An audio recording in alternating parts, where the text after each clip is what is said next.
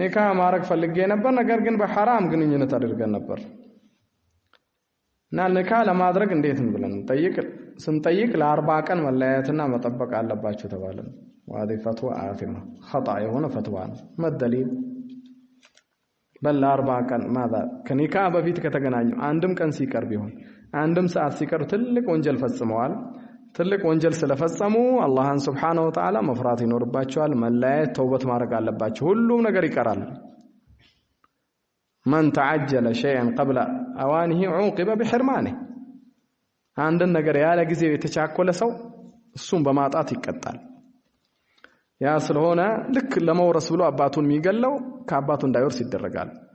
እዚህም ቦታ ላይ ماذا بارك الله فيكم ከኒካህ በፊት حرام ግንኙነት ካረጉ ቀጥታ መለያየት አለባቸው መጋባት የለባቸውም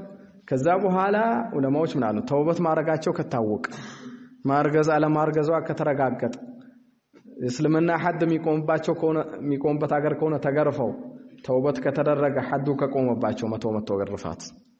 ከዛ በኋላ ተውበታቸው ካማረ አቡበክር ሲዲቅ ረዲየላሁ ዐንሁ ዛኒ እንደዝሙተኛ ደረዋል አባስ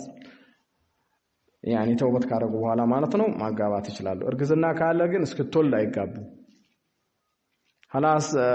ከኔን ያረገዘችው ላግባት ለሰተራት ላላላ ራጅሁ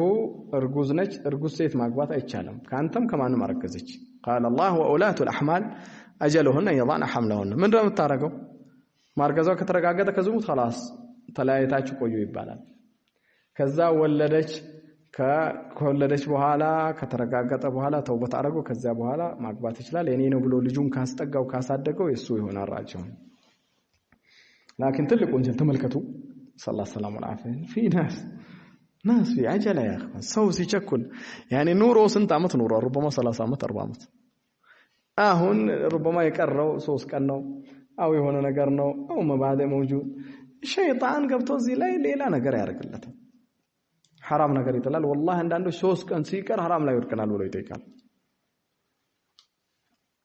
ተመልከተ ያመጡት መዘዝ የዘር መደባለቅ አላህን ማስቆጣት አላህን በማስቆጣት የሚጀመር ትዳር በረካ እንዳሌለው በረካ የለውም ብለህ ጀምር ማንኛውም ነገር ላይ እንደዚህ አይነት ነገርም ተፈጠረ አው ጋብቻው ላይ ድንበር ማለፍም አው አጉል ማካበድም ማቸጋገር ባለንም ይሁን አው ደግሞ የሷንም ይሁን ማቸጋገር ስቃይ ሸርጥ ካቅም በላይ ላ خير النساء ايسرهن مهرا ከሴት የተሻሉት በላጮቹ ማህራቸው ገር የሆነው ነው እንዲሁም ትዳራቸው ገር የሆነው ነው